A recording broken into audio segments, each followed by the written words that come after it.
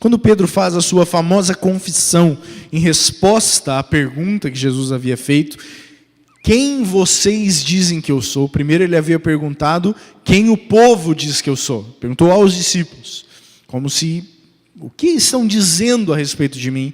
E aí os discípulos trouxeram, o povo está dizendo todo tipo de respostas, mas mais ou menos eles estão achando que você é um dos profetas, ao estilo de Elias, ao estilo de Jeremias, ou alguns dos profetas. Quando, apenas um parêntese aí, quando os discípulos respondem que você é Elias, Jeremias ou um dos profetas, eles não estão falando nada de reencarnação, ou que eles eram justamente Elias ou Jeremias. Eles estão dizendo que eles acreditavam que Jesus era um profeta ao estilo de, né?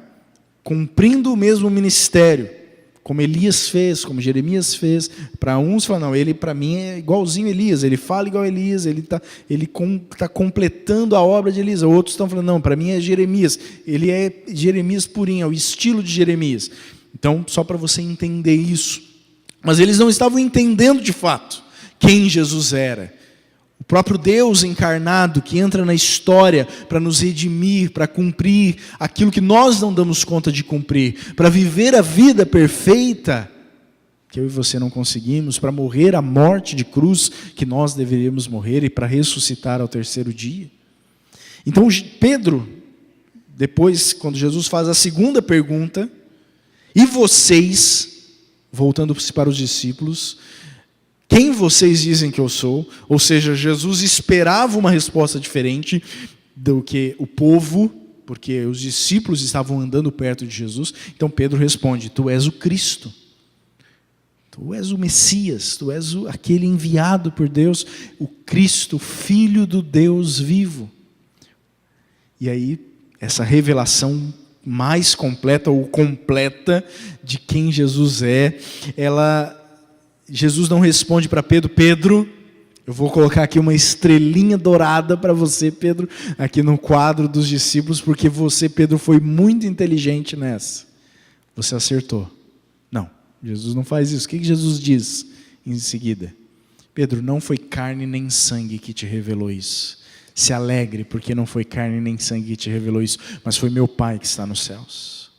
Ou seja, não foi a sua humanidade, não foi o seu cérebro, não foi apenas a sua capacidade intelectual que te revelou isso, mas foi meu Pai que está nos céus. Paulo ensina essa verdade em 1 Coríntios 12, verso 3, quando ele diz, ninguém pode afirmar que Jesus é o Senhor, senão pelo Espírito Santo.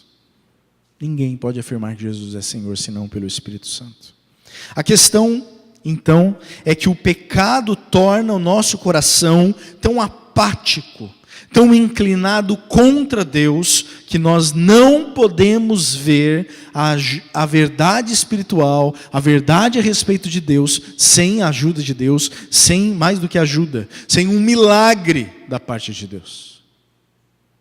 A Bíblia chama de milagre, milagre da regeneração, o milagre do nascer de novo, quando cada um de nós começa a entender, a compreender, a enxergar quem Jesus Cristo é.